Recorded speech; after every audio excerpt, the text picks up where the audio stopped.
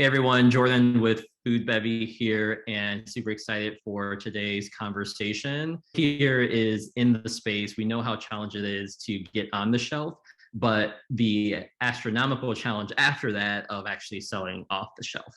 And so for that conversation today, I invited my friends Yuval and Chris, who are with Promash and work with founders every day to get their products moving off the shelf, with some really great tips, insights, and advice that you can implement in your businesses.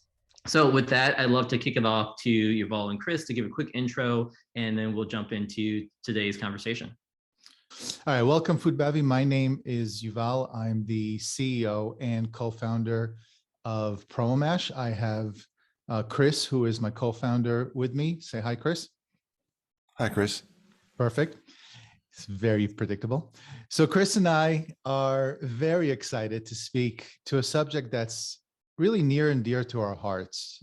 This topic is especially important for me because back in 2012, when my CPG brand was discontinued from our last remaining retailer, and remember, just a few years back, we had national distribution with Sprouts and Whole Foods, et cetera.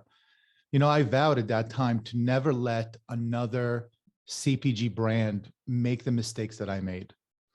Like so many brands who have a hard time getting shoppers to pick up their product off their shelf and continue to repurchase, I learned crucial lessons in the process that we're going to share with you here today, including some gold nuggets that we've learned from working with other brands on what works and what doesn't in this category. So the topic is how to not fail in CPG. So let's get started. And with that, I'll pass the baton onto my co-founder, Chris Ambarian. Hey, everybody. How are you? So really, short and sweet of it is that you know, to succeed in retail, you got to do a whole bunch of things right. But the focus of this, we'll give you a couple of tips very quickly, you know, just to make sure that you absolutely get out of here with some tips for how to succeed. But how to not fail requires you know what it's going to take, and really, if you boil it down, it's going to be one of two things: you're going to run out of time, or you're going to run out of money before you achieve critical velocity. Making sure that whatever it is that you're doing is sustainable, either within a finance context or not even. But if you run out of time, run out of money, you're dead, and we don't have a discussion. So that's kind of one of the things that you've all experienced and that I've witnessed myself. So that's it. So the next point after that is, well, what are the top mistakes that a brand's going to make? Person who lives in San Francisco, Keelan, who lives in Maine. Perfect. So there's an old adage that goes like this: you don't know what you don't know. And as a first-time founder, that really was my truth for many years. I think back then I would have really benefited from a coach or a mentor who could help me take off my blindfold, because I was really blind the whole time. And that was so I can fly, right? So in the spirit of taking off the blindfold, here are some mistakes that brands make when promoting in retail. Now, mind you, that trade spend is your second largest expense on your P&L. I'm going to say it again because I think it's important. Trade spend to play in retail, it's going to be your second largest expense on your P&L. First is your cost of goods and your product. So pay special attention to these, okay? So the first is no baseline. Now I'm full of quotes today. So here's another one from Peter Drucker. I think Peter is Chris's hero. And that quote is, you can't manage what you don't measure. And baseline sales or movement is your barometer. Now, why is that important? Well, we are speaking to non-promoted sales, because we need to understand that there is a target that you're trying to reach. during specific promo periods. And in order to understand the effectiveness of those promo periods, you have to know where you're starting from. And those are non-promoted sales. Now, I get brands, especially young brands, asking me, how do I get baseline? I don't know what I'm selling, right? What the movements are. Well, you can get movement from a top retailer, right? Sometimes you can get movement reports from Whole Foods or Sprouts. Syndicated data spins, IRI, can provide movement reports. But then I have brands that really are just starting up and literally are not even in retail or just started in retail. And they say, I don't even have that data. Even if I can afford spins, I don't even have that data. So my suggestion is to them, look at your competitors, because spins provides data on all products in your category. And I would look at some competitors and see what they're doing. And that could be a good baseline to work off of, or at least try to achieve.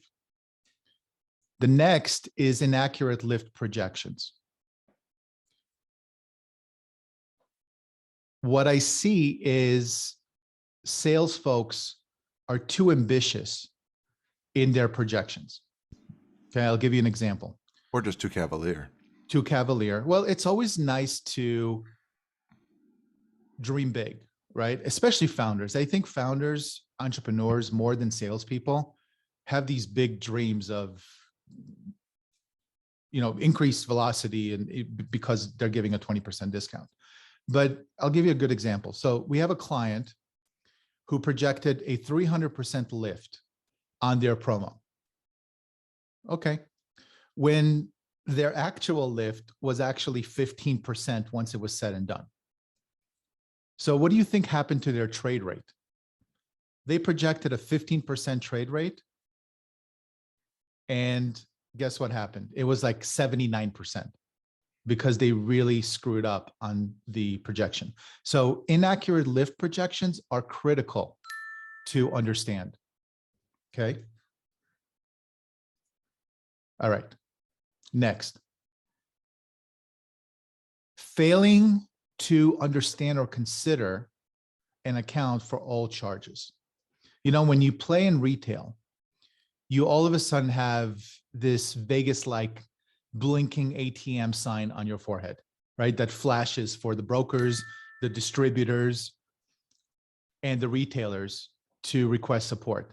And you have 6 tactics that you can play with to support your customers. And for those who want to know the tactics, they're field marketing and merchandising, price reductions, TPRs, brand ads, customer ads, displays and end caps, and coupons.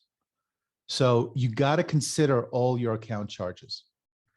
Not keeping contracts and docs. So the thing is, this should be self-explanatory, right? And you will thank me when you get a post-promo audit on your deductions one day. But again, you need to arm yourself for this battle.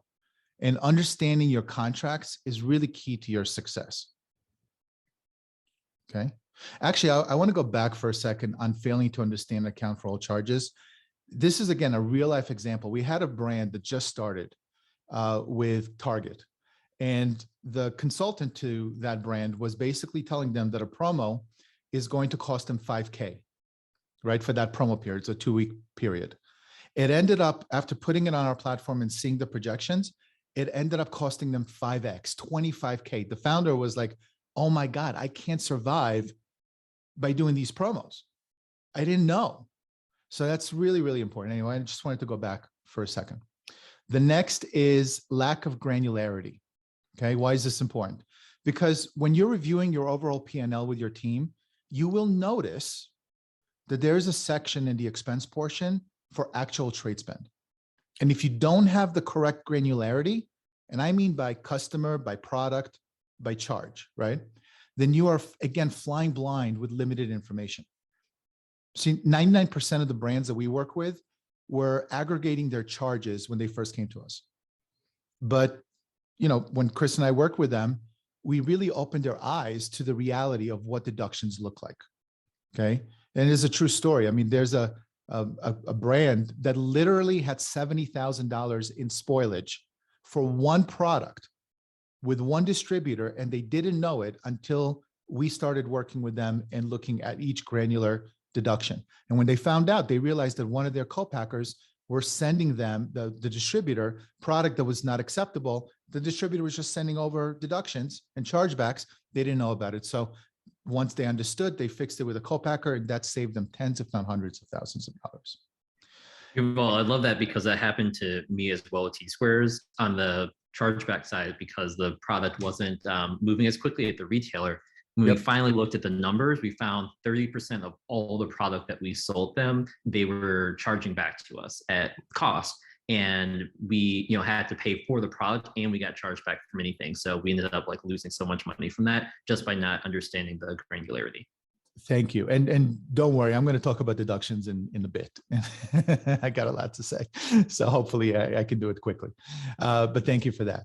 The next bullet point is negotiating and effective with buyers. So when I was a first-time founder, speaking to buyers with my brokers when I was driving, en route with them, I never imagined at that time that I had any negotiating powers with Sprouts or Whole Foods or Walmart, right? And that was a big miss on my part. See, the thing is, over the years, though, as we worked with multiple brands and we really understood the industry, I noticed that some of the best run brands had the ability to renegotiate some of the deals that they worked with with the buyers and get added bonuses on top of their promos. So how did they do it? Well, they came prepared with numbers and a great story. I think that's the key, a great story.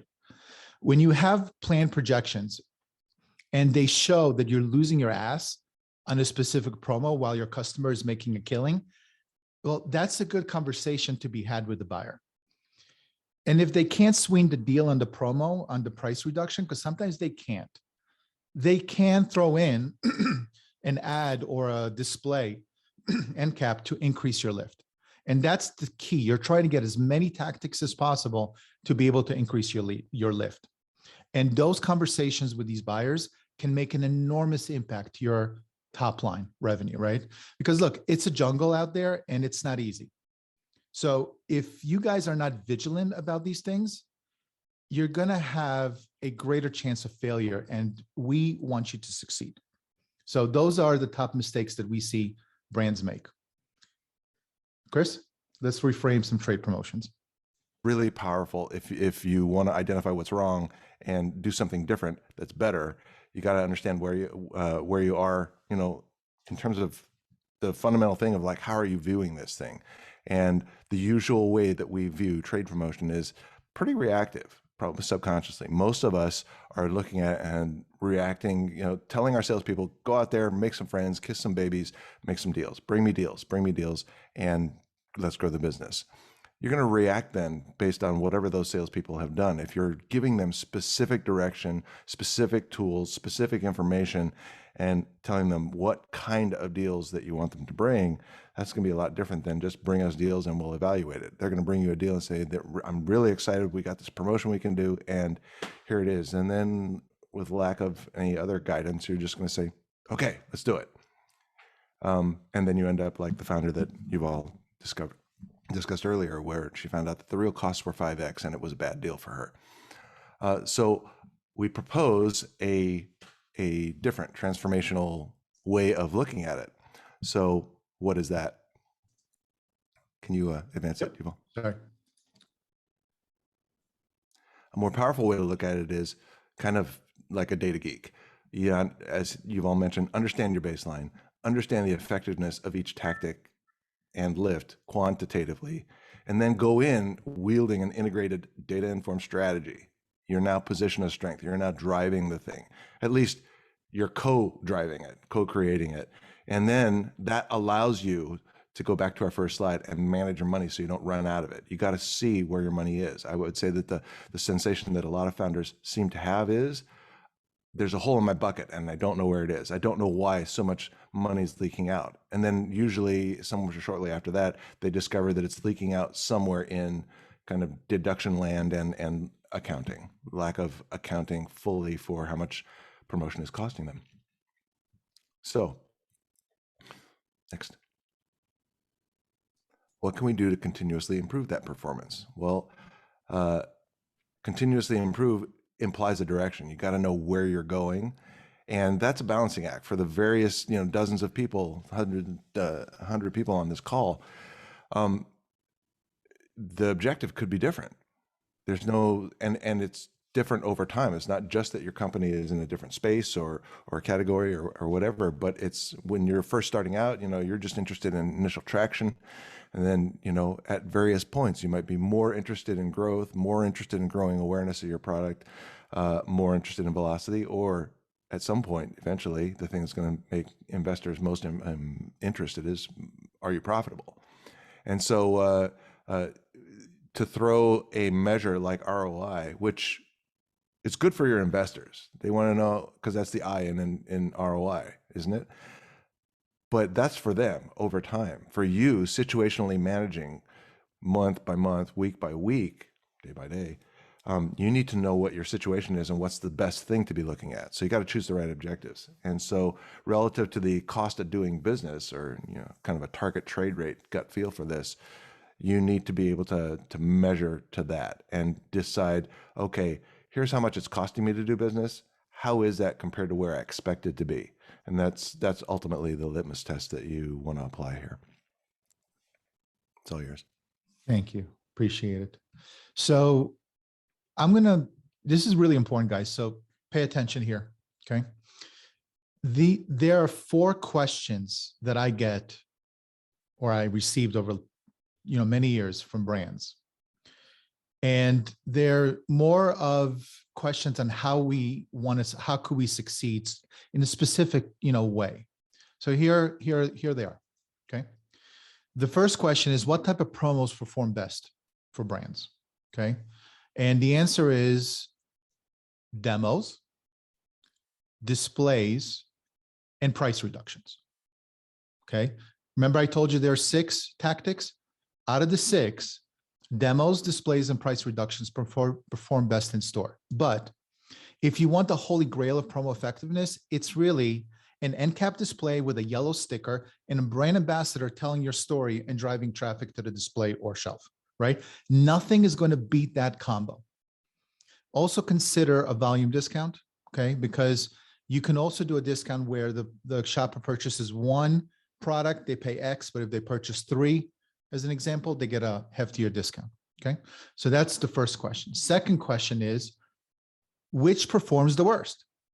And I'll tell you this, a TPR by itself performs the worst, okay? You're competing against another billion yellow stickers on the shelf. And it's like, you know what it's like? It's like putting a cat video on YouTube in 22, right? It worked a decade ago when there were 3 cute cat videos, but when every video is a freaking cute cat video, it just comes off as noise, right? So always try to support a price reduction if you can with other tactics, okay? Another thing to consider is slotting fees, right? They suck for startups. They killed my company, actually. But it's the cost of doing business, right? So the retailer wants to hedge against loss, but you can negotiate the number of SKUs given away for free. So they originally started asking for 6. We negotiated to 3 because it was expensive. Anyway, finally, BOGO. They are horrible performance. This is buy one, get one, but they do drive trial, right? But what you're looking for is not just to drive trial initially, it's to see repeat purchase. And the only way to manage that is to understand your promo plan and your accruals and match it to actuals, right? The next is, what promo sequence is usually most effective when launching a new retailer? And this is a good one. So in my personal experience, I would say get the product in shoppers' hands directly, get trial. Demos are king and queen here for startup brands, okay? They're gonna drive traffic long-term and they're gonna affect purchase behavior, okay? In terms of TPR, try to negotiate a scan versus an MCB or an OI, okay? And the reason is that with a scan, you're only paying for what you're purchasing or what the shopper's purchasing, right? Versus your customer pre-purchasing a whole bunch of product, right? They're getting a great deal at a discount, and then either they're returning it at the end where they don't sell it, which sucks, or they're going to gain more margin when they sell it after the promo if you don't get enough purchase during the promo period. Okay. So watch out for that. Always try to get a scan going. All right. How much should I budget for deductions? This is a good one as well. For the most part, we're talking about trade rate, right? An industry standard for emerging brands is in the range of 8% on the low end. And I've seen some spending as much as 40% or more. But that's only if they're funded companies and they're just trying to lose their ass while they're growing velocity, right? But we don't recommend that approach for most brands, okay? The average for most brands is somewhere in the range of 15 to 20%. Okay, so those are the main questions. Happy to meet with you guys after the webinar. We'll provide a number where you can call me or my email address. But these are the main questions that I get asked all the time. Okay, now the next slide is our proprietary way to demo effectively for long-term trial. I'm not going to go into this deeply because we don't have the time, but again, set up a call with me free of charge. I'm not going to charge you anything. And let's talk about this because this is really important. This is our proprietary way of getting noticed.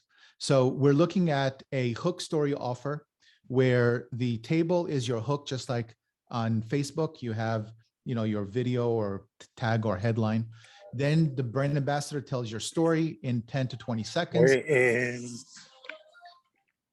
10, 20 seconds. Then there's an offer with a QR code to try to upsell the product so you can pay for the demo at the demo, which is ideal, right? Once you get their email address, then that activates an email campaign where you can tell your story further and start building the relationship. And now you have their email address and you can build raving fans with value, value, value, and driving them back to the stores and offering them coupons and all kinds of really cool things. So this is the next wave of demos. This is demos in the 21st century. And I think if any brand that doesn't demo this way is going to lose out, because demoing the Costco way, where you have an old lady, gray hair, blue hair, old lady just sitting there and handing out samples, is no way to demo your product and gain traction.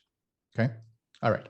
So those are some tips. Now, deductions, the dreaded D word. Okay. This is where sales and finance wake up every morning in sweats. Okay. Let me tell you, we've been in business at Promash since 2015, and we're offering different services and platforms to CPG brands. We started with field marketing management, then added trade planning and accruals, right? But when we started offering deduction management as a service, our business completely blew up, right? Not because we're so great. I mean, Chris, my co-founder, you see him, he's very good looking, but that's not why deductions became the fastest growing side of the business, right? It's because deductions are a nightmare for emerging brands. They don't have the experience nor the resources to manage them effectively, okay? I mean, it takes around 15 minutes to download an invoice. Okay, sorry, hearing that in my Slack. How do I mute this damn Slack? Okay. Upper right-hand corner, your profile. Profile. Just click Pause on notifications. Pause notifications. Got it. Sorry, guys. Okay, so getting back to my rant here, because this is a rant, so I apologize. I really feel strongly about this. So it takes 15 minutes to download an invoice from the KE portal, okay? Then it takes another 15 minutes to enter it into your ERP. So no, emerging brands, they really don't have the luxury of in-house teams like Coke or Unilever, right? And it's a known tale in CPG that abuses occur, right? Some might even say atrocities are at play here. So here's why you need to watch out for deductions, okay? 10 to 20% of your top line are going to be deductions. That's a major impact. Uncommon skill sets. That's rampant in the industry with emerging brands. They just don't have the necessary skills to get it done. It's tedious and overwhelming, as I mentioned, with the downloading and entering manual transactions and getting it to the detail. It's difficult to recover deductions. You really have to know what you're doing to get those recovery dispute forms accepted. They are rich with operational and customer insights, though. That's why deductions are awesome. Okay, there is one awesome aspect to deductions. But if, and that's a big if, capital if, the data that you're managing is adequately organized and granular. And when I say granular, I'm talking about by customer, by product, by charge. And Okay. most do not do that. And deductions impact sales, right? And your negotiating position, as I spoke to, previously. So those are the, and by the way, cryptic codes. Okay. Those are just horrible. And sometimes, finance and sales go back at it, right? Finance says, hey, sales team, can you validate this deduction? And they're like, oh yeah, I'm really busy. Let me take a look at it. Sure, it looks great. And they don't even look at it, right? And that happens all the time. They dismiss it. So anyway, that's my rant on deductions. Watch out for them. They're very big. And now I'm going to hand it off to Chris. So I'm gonna give you a combination of what to watch out for and what to watch out for, but what in terms of going to it. So this is what I call the sweet spot. You're always trading off. Let me quick explain this graph. On the left, this is basically the lifetime value of incremental margin contribution. How much profit are you going to make over time? And the axis on the right is promotional aggressiveness. On the right, basically you see promotional aggressiveness equates to how hard am I promoting, and that's in terms of price aggressiveness and in terms of what are the costs and fees that I'm also willing to bear in doing that promo. The profit that's affected by, of course, that net price and your COGS. And then there's another variable in there, growth. And like I said earlier, when I said balancing act, you're trying to balance these things out. But there's a sweet spot because as you can kind of like see, at zero promotional aggressiveness, you're just operating without promotion. You got a certain amount of margin that's coming in. As soon as you start dropping your price and adding cost, but you haven't yet grown your business, you're losing money. And there's a certain threshold above which you got to get. You got to be aggressive enough in your promotion to get attention and start driving your volume. But then you got to recover that lost margin. And at some point, hopefully, your lift comes up and starts actually contributing margin compared to where you were. Before that point, you probably shouldn't have done it. You could just keep running, assuming that you're not going to get discoed. You're going to just keep running the way you are. If you're going to promote, you got to promote hard enough that you're actually driving more incremental contribution, ideally. And then at some point, you're going to peak out. And if you continue to add costs and drop your price, you're starting to cut into it. You get so close to COGS, maybe even surpass COGS net, and then you're losing money, And so you shouldn't have done that either. So there's a sweet spot in the middle, and you need to be pretty quantitative to figure out where that spot is. Now, Chris, what is the quantitative way of figuring out where that spot is? Well, I mean, the devil's in the details, isn't it? But as you can probably imagine, if you've got something, your operational people have a pretty good idea what COGS is, right? And your salespeople have a pretty good idea what the price is. But the real trick is, as you've all mentioned, if you've got something that is kind of this really complicated, hidden 15 to 20% of your top line happening, and you're not really on top of it, that's probably where the difference is going to be made. So really, deductions and all the hiddenness of deduction and the unaccounted for part of it is a big reason why brands are surprised that they're not profitable and that they can't figure out how to get there. And it's because that's where the action's at. The other stuff is kind of, business 101. This is business 201. This is the graduate part of doing business in CPG. Why are you asking difficult questions? No, that's the question to ask, though. It really is. So to answer that, let's advance it, you all. To answer that question, how do you do that? Got to be a data geek or hire a data geek. And they're going to need to be not only, naturally a data geek, but they need to be organized. They need to be very situational. So there has to be some business experience. Where am I? What is our objective? What is our target? What is an appropriate target trade rate? If you talk to the good CFOs in our industry, they know where they want the trade rate to be, really, really closely, and engage that against how the organization is performing. And then once you get a picture of where you are, you got to be pretty disciplined about saying, that's a real, what do you call it? That's a great banner to have in our portfolio, a logo to have. But, we just can't get it to be a good deal for us. And the cost is higher than the benefit for us. So you have to be disciplined about, really cutting away some of the worst performing parts and continuously improve. In short, I say, be like Shoehart. You mean Shewart? What's a Shewart? You have medication for that? I rib my co-founder who pronounced this Shewart. It's Shoehart. And Shoehart is, of course, the business consultant who created the Shoehart Cycle, or sometimes referred to as the plan, do, check, act cycle, or the Deming wheel, or whatever. But basically, this is closed loop management. You're going to do something, you're going to measure what you did, and then you're going to make adjustments to your plan. So it starts with a plan, go do it, but make sure you're quantitative and statistical about doing it, and then feed that back in and make adjustments to your plan. That's a continuous improvement. Usually you're going to screw things up on the first round, but you want to figure out how to get better by the second, certainly by the third round. And that looks like a renegotiation of annual deals and that kind of thing. So next. And just as a quick thing, you mentioned data on there. I dropped a link in the chat to, we have a partnership with Nielsen IQ Pfizer to get 3 free CPG data reports for your brand using that link in the chat. So if you're looking for data and need free data, that's your go-to right now. Yep, absolutely. Great. That's a great resource, Jordan. Great resource. Okay, ready? Chris? Yeah. So Chris, that sounds a little difficult. And, if it doesn't, then you probably didn't comprehend it because it's difficult. But what, why would I go through that level of pain and learning and growth?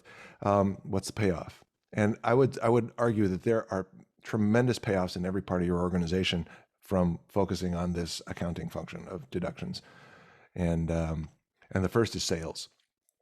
When you've got a full picture of not only what you were planning, but what's actually happening, and you can put numbers in all the boxes and identify how much you're projecting to make and how much you're actually making, that gives your salespeople, that orients them in the universe. You can tell them, hey, this is what I need you to do in order to be a good steward of the company. And rather than reacting to a retailer saying, okay, we got this deal this month and this is what you have to do, you can go in there and negotiate something that works for your company.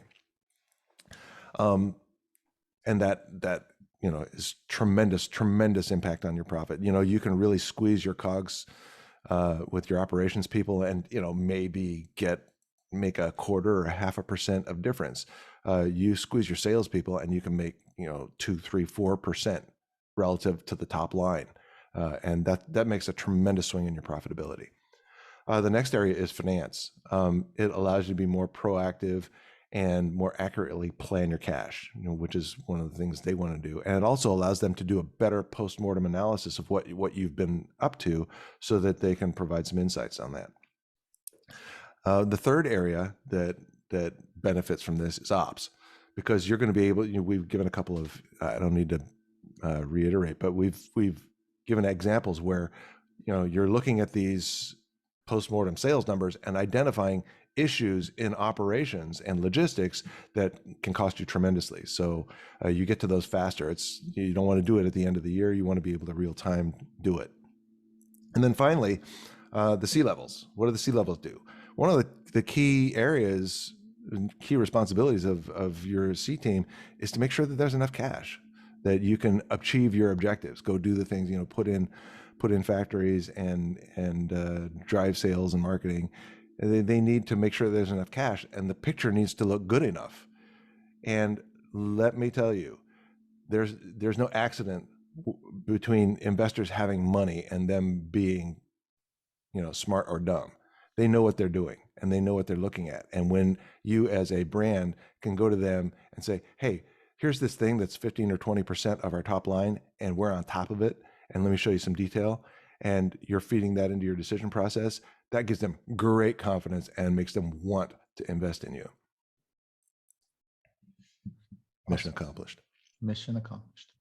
Okay, so we have a motto at, what's a motto? So just kidding. We have a motto at Promash, and that is, we don't get out of bed unless we can help brands succeed at retail, right? So how does Promash help? And I hope that this webinar provided some insight. I mean, I wish I knew this insight or had someone to chat with when I was running my brand, right? But unfortunately, I did not. And now with communication and webinars and a whole bunch of great people on LinkedIn, you have a support team, on your side. And I love that. I love to see brands win, okay? Because cards are stacked against us, especially with big distributors and big retailers and big companies that are out there trying to make the best decisions they can to be profitable. And that's not necessarily something that brands benefit from, right? So how can we help? Well, we have a 360-degree approach to promotional effectiveness, and that is promotional planning, right? Getting your promotional plan, your sales team's plan on the platform so you can understand the effectiveness of it, the charges, how much is it going to cost you, right? The ROI in real time.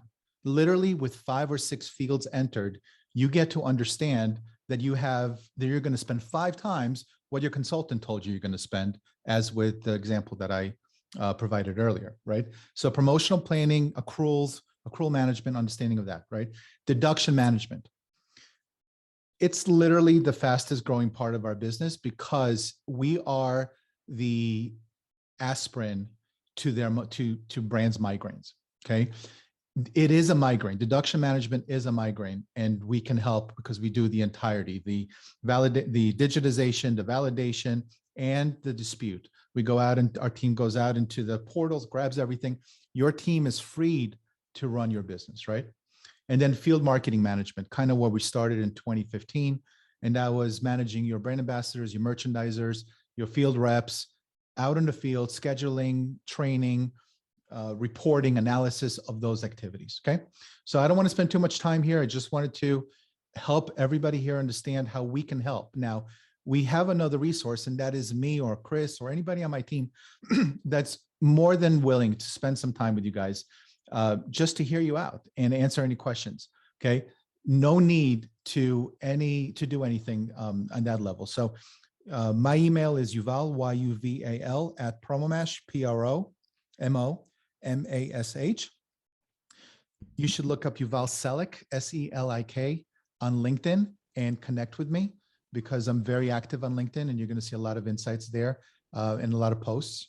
I'm CAA at promomash.com, and you should not look for me on LinkedIn because I'd never go there because I'm not social, but I will help you with your business. And what you all was just basically saying was it wasn't a sales pitch. If you guys are part of the community, we're part of your community, and we'd love to help. If you want to just say, hey, I got this situation, what do you recommend? We're open to it. So give us a call. But Jordan did put me in a headlock, and he's like, Yuval, you better create some special offers for my members here, okay? And I was like, all right, let's create some special offers for you guys. So again, you don't have to do it. It's just out there for any Food Bevy member. The first offer is demo and train package. We have a learning center, proprietary learning center, to help you train your brand ambassadors on how to do the demo, how to speak with the customer base, and all of that great stuff, which is really, really important when you're doing field marketing activities. We're going to give you 3 months of that for free. That's a $750 value if you sign up with any of our demo packages, okay? The deduction side, 30 days of free deductions, guys. Okay, you contact us, and for 30 days, for no charge, we will digitize 1 month's worth of deductions for you so you can see them in granularity. No strings attached, no contracts. You don't like it, you don't do it. For the most part, we're pretty confident that you are going to love what you see, get some great insights. That's only digitization, that's not validation, and that's not recovery, okay? That's separate. But if you, what was that? Someone say something? Okay. So yeah, that's just digitization, but it will give you a really great understanding of what's going on. And then trade in the spreadsheets. Okay. Get out of Google Docs, get out of, Excel. We're going to waive $5,000 off the onboarding and setup fee because it's a special onboarding and setup for you guys. Okay. That we created. It's $5,000 value. We're going to waive it if you subscribe to the Promash TPM or the 360 plan. Okay. Again, that's all I'm going to say. It's really to help you guys more than anything else. So now, oh, it's funny. I didn't even realize there was a cat and I was talking about cat videos. me. Yuval and Chris, I really appreciate Q&A. that, and happy you guys are sharing this really in-depth info. Everyone who's listening here, if you joined one of our webinars before, I work with people who have been in the trenches and can bring you the hard-earned insights on how to make solve problems for your business. As you've all mentioned, he was in the trenches. He did this for his business, ran into these same headaches that you're running into. It was like, screw this. I need to figure out a better way of doing this so that other brands can succeed. And so, he's the real deal in terms of making this happen. So with that said, we'll send out all that info as well in the follow-up. If you are interested in learning more, as you've all mentioned, he's happy just to get on the phone with you and talk through some of your issues to see, if their platform will work or if something other way of doing it will work depending on where you are at your scale of your brand. So with that, any questions that we have from the community or that you want to ask, feel free to drop them in the chat, or you can come off of mute and ask.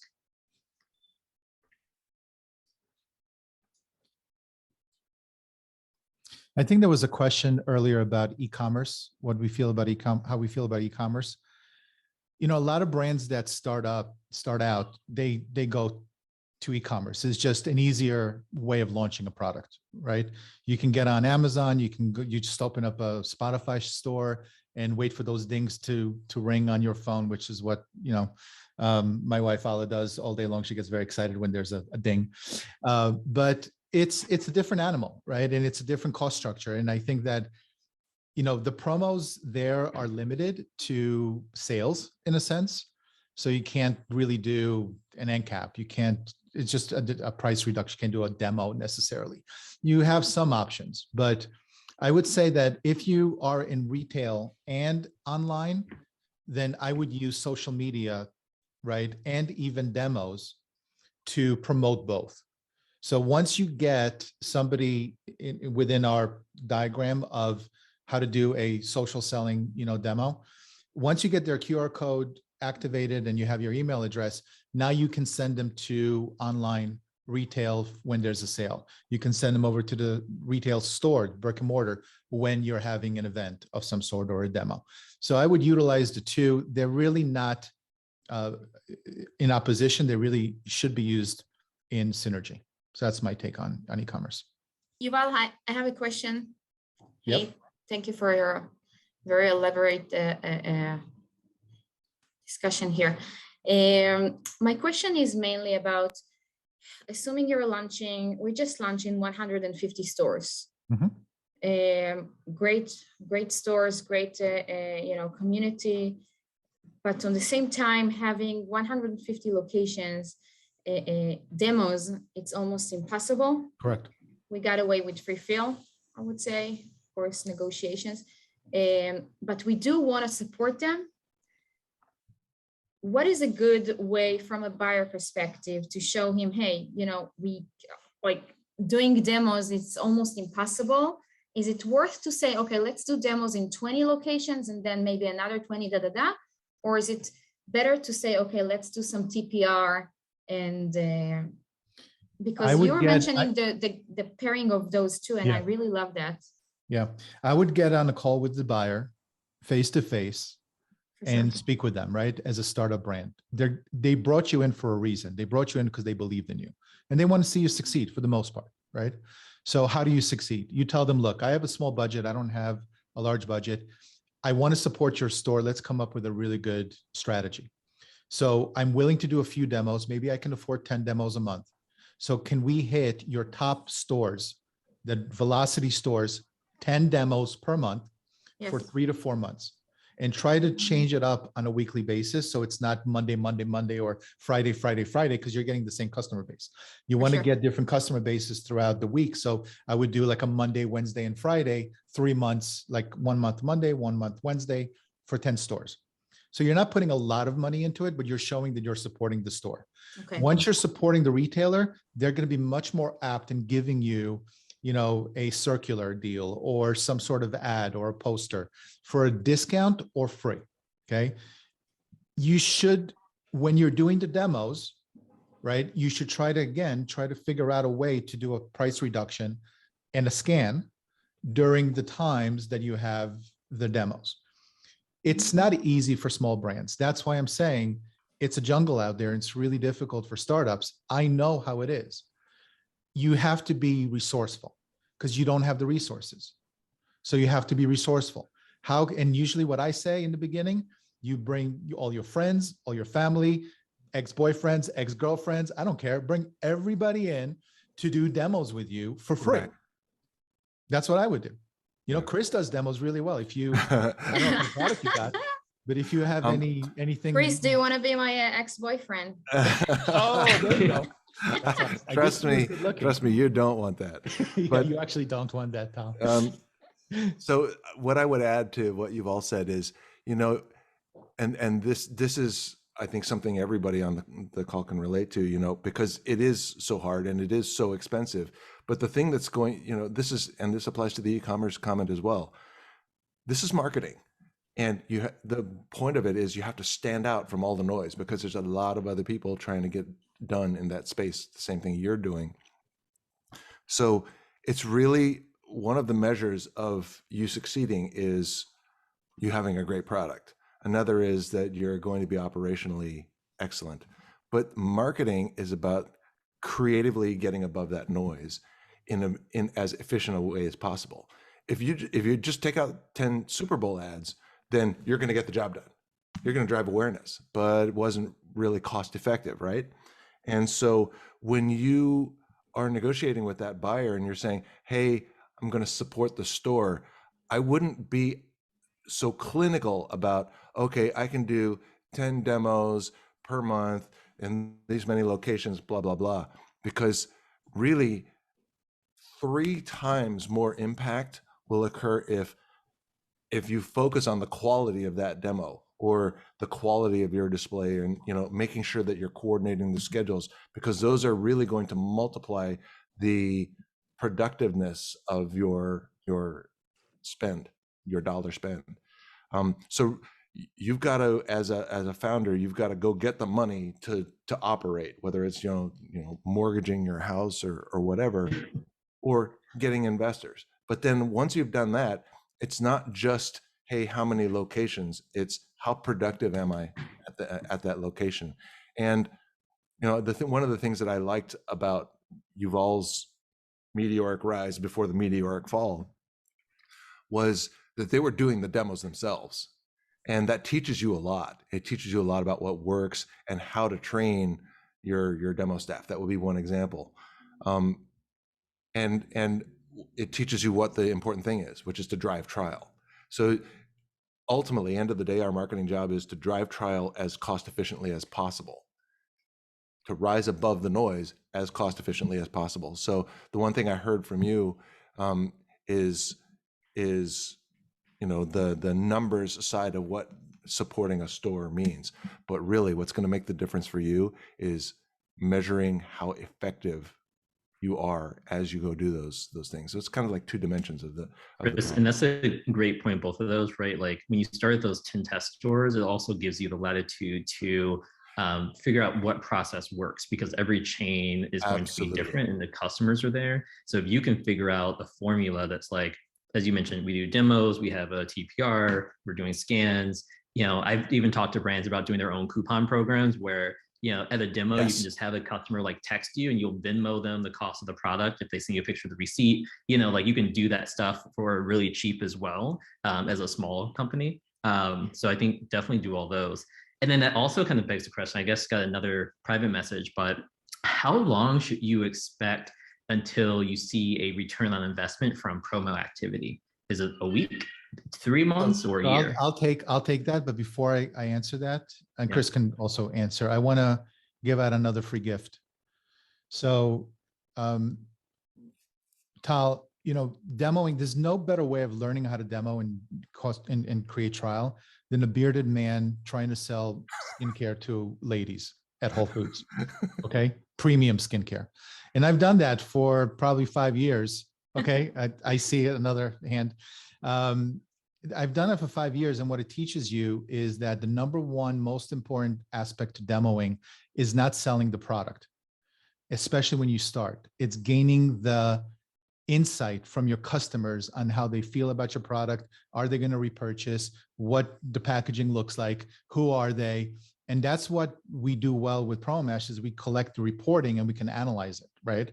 And that's what I was having a problem with because I was collecting reports in a Word document or some Google form back then, and it could never aggregate it. So I didn't understand it. So number one thing for demos is not just the trial part of it, but the insight. So I have 2, 4, 5, 6 books from Dr. James Richardson, okay? Every startup should, there we go, Claire.